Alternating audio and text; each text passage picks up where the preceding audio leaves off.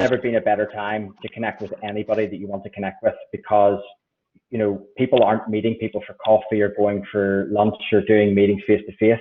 People are happy to do this type of face to face over Zoom or whatever the platform may be. So now has never been an easier time to actually get one-on-one with people. And a little bit as well, I can't remember the last time I had a phone call with anybody, because every communication I have with people is via video call now. So I don't know what that says, but the easiest way to connect with somebody on LinkedIn, I find, is to start interacting with what they're doing and their activity. So if you find somebody that you want to connect with, rather than just sending them a connection request, send them a connection request, absolutely.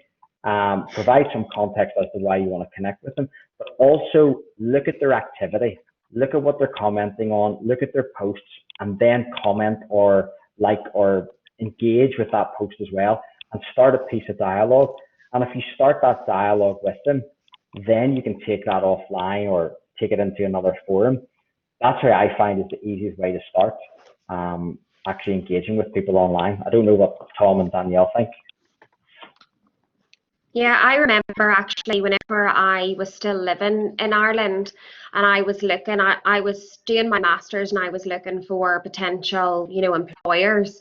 And I remember looking at Google at the time and being really interested in Google. So I remember looking up Google on LinkedIn, and the way there's functionality on LinkedIn to hit jobs. So I remember hitting jobs and seeing, jobs that they had on offer, and then looking at the recruiter who sat behind that job and then directly reaching that recruiter. So that's almost an easier way to kind of navigate in, rather than trying to reach out to, the CMO or someone who there's very little chance you might get any airtime with someone in a more senior position. So actually going in and looking at, say, jobs and then looking at recruiters and then directly reaching them. And actually now, if I'm, looking at the market to see where the market's at, especially whenever I'm, say, throwing up advertising for jobs that I need hired for, and I'm trying to browse the market, I can see recruiters, and that's a good way to kind of reach out and build your network as well. That's how I remember doing it back in the day, and I would still kind of look that way as well to benchmark where the market's at as well. So potentially try that. But yeah, to Simon's point, like that now is that this is all about virtual, so it's very normal.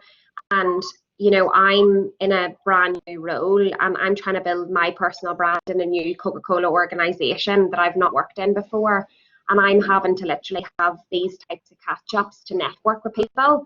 So I have virtual coffees literally with people, or I say, do you want to go for a virtual walk? And I literally go for a walk and be on the phone with someone. As ridiculous as it sounds, it's kind of like this is the new environment and we have to try and optimize it as best we can. But that's kind of a bit of my advice there. Yeah, I think Danielle is right in terms of, to my earlier point, I suppose, Chloe, like the unfortunate thing is, you don't have a huge career story to tell or to draw on to grab that attention of somebody on LinkedIn, or if they're at a fairly senior level or at a hiring manager level. So getting to the recruiter is probably the best road, because they can then represent you as well to potential employer, and also you'll probably, they're going to be they'll get a better understanding of you quicker, because they deal in people all the time. So they'll be able to understand you very quickly, and if they like you and you stand out to them, then they'll pitch you to potential employer if you saw a role that you were interested in. The other thing is, I suppose, to draw on people that you already know in roles and ask them, can they introduce you to their manager, their colleagues? So you may, I would say, Chloe, have friends who are a bit older and maybe are out in the workforce, and even if the role isn't, or they're in areas of companies that ultimately you don't want to be in long term, it might be just about getting that first role, and just there's no harm in meeting people and asking them to make a recommendation or an introduction for you. I'm sorry, Tom. Thank you very much. That was really good. Yeah, sorry, Tom. I'll just add on to that last little thing, if you forgive me. What I would also say as well, asking for referrals is really important, in not just in looking for a job or looking for, getting introduced to somebody, but as you go through your professional career and whatever that is, having a good network and people being able to vouch for your credibility is also very important. So if you know somebody who knows somebody, it's always the best way to meet somebody is via a soft introduction, as opposed to a hard, hi, I'm Simon and this is what I do. It's always better to have a soft introduction to somebody. So that's just a little tip for as you progress through your career. And you know what, just to add as well, LinkedIn's great, but it's not the only means as well of actually networking with people. So I would encourage you to maybe try and join organisations. So for instance, I'm part of the Ireland Fund, Young Leaders, which is based in Sydney. I was also part of that whenever I was based in Belfast. And that actually gave me a lot of exposure to people in corporate land, and I was able to kind of network my way there. So I would encourage you to maybe start thinking about different organisations that you could join. Even the most simplest thing, like I remember doing innovation things, and just anything I could get my foot in the door in, I was there to try and just network as much as possible. So even things like that. And I know, yes, we're in a kind of virtual land now, but restrictions are easing, and all of these organisations still have actual virtual catch-ups, because all of mine are all still virtual. So it's LinkedIn isn't kind of the only thing, the only means. Yeah, and I'm gonna, hopefully I don't embarrass myself here, but I'm gonna prove right now how small the world is, because if Danielle's part of the Ireland Fund in Sydney, you'll know Donna Campbell. Yes, I do know Donna, and I'm actually on a call tomorrow morning at 8 a.m. with Donna. So you can tell Donna that you're on a call with me, because I met Donna in New York 5 months ago at the Ireland Fund Global Leaders Conference. So that's how small the world is. So that just shows you. Danielle and I had never met now, but we also now have a mutual connection. So it's just the power of networking and the power of creating. Yeah. That's amazing. Brilliant. Chloe, any more?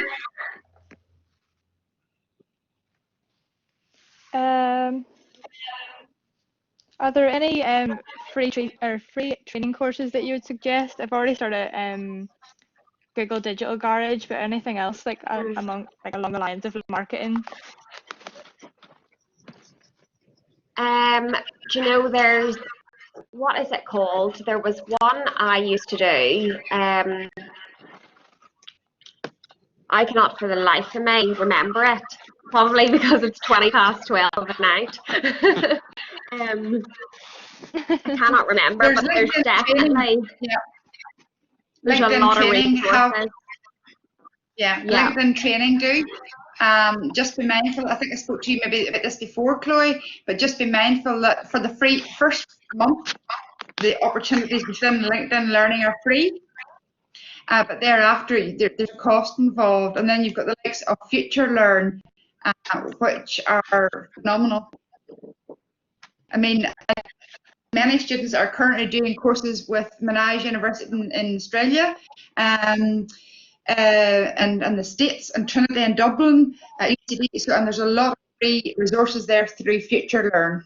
Would be another good outlet for all students that are interested in upskilling during the downturn. I think, as Danielle really very rightly mentioned, that because there is a doom and gloom and negativity, that doesn't mean to say that we down tools. Really, in event now, we really should be working behind the scene to upskill to the best of our ability in this climate. There is an opportunity, and employers want to see what have you been doing in the last 3, 4, 5 months. How have you been active? Have you been volunteering in the community, obviously safely, or have you been upskilling, doing online courses and so on?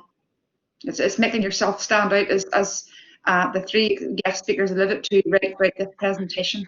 Okay. Is Cara still with us?